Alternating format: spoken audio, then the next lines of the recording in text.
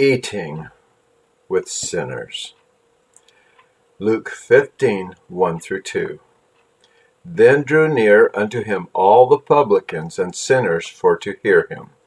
And the Pharisees and scribes murmured, saying, This man receiveth sinners and eateth with them.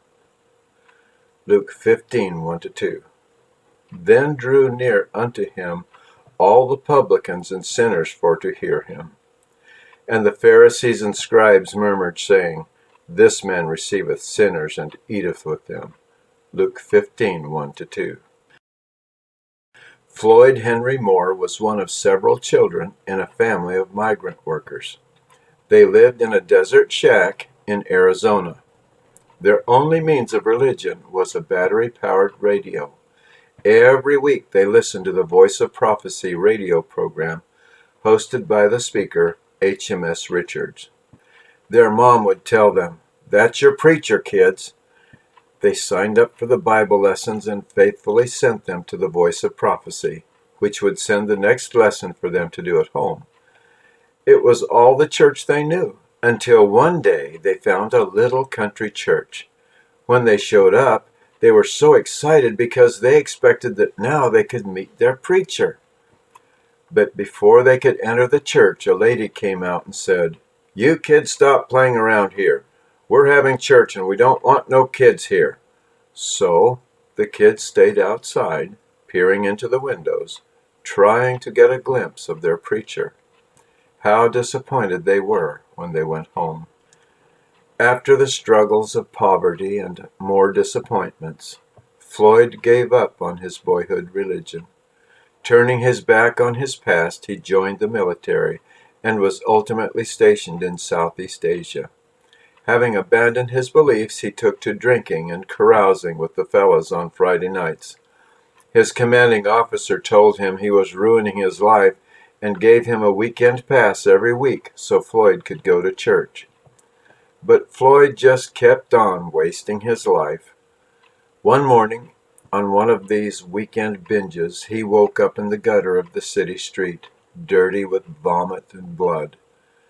One boot was missing. He got up and stood there watching the traffic. My life is wasted, he thought. Maybe I ought to just check out. Just then he heard a voice, low and musical. Morning, boy. And turning around, he found himself face to face with an American. He was an older man, wearing glasses that were so thick they looked like they were made from the bottoms of Coke bottles. You want to come with me? I'm going to church, the man said. Church, Floyd thought. Either I have slept for 2 days and this is Sunday, or I have a Jew or a Seventh-day Adventist standing right here in front of me. Yeah, I'd like to go to church, Floyd responded. So they walked together. As they passed by a fence lined with various figurines, his acquaintance explained what the people of the area believed, and that these represented their gods. When they reached the gate, some men rushed up to this stranger and said, Sir, we have been looking for you. The service is about to begin. As they hurried him inside the gate, Floyd, feeling like he was intruding, moved back, ready to go on his way. But then this stranger stopped and said to the others, This is my friend, and he's with me. Then turning to Floyd, he said, I don't even know your name, son. What's your name?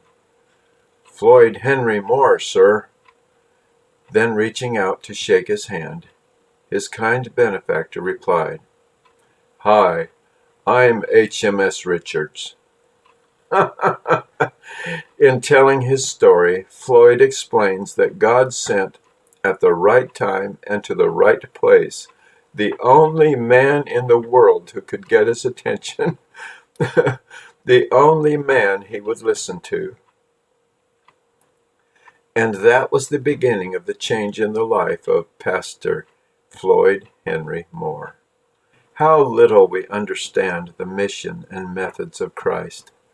We can get so busy running our programs we stumble right over the very objects of our mission.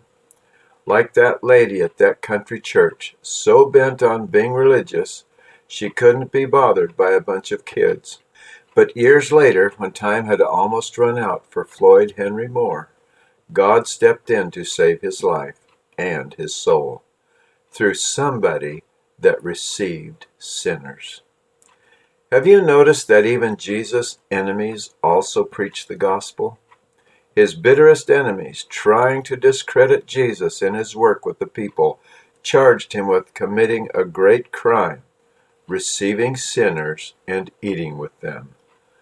And in the process, his enemies uttered one of the most beautiful, encouraging, hope-building truths of the gospel. This man receives sinners. Praise God! There's hope for me. And he eats with them, sitting with them, shoulder to shoulder, laughing, talking, listening, sharing in their daily lives and hopes and fears. When others are too busy, out of touch, distracted, unconcerned, alienated, Jesus is there. Tell him all about it. And this same Jesus,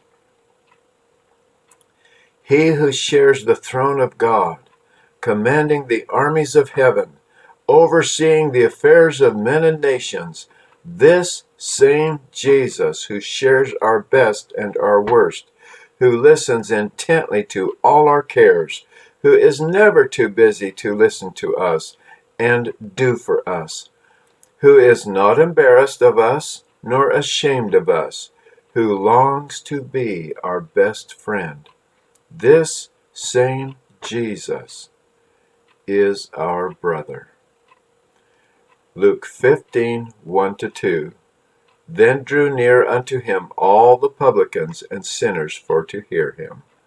And the Pharisees and scribes murmured, saying, This man receiveth sinners and eateth with them. Luke 15, 1-2.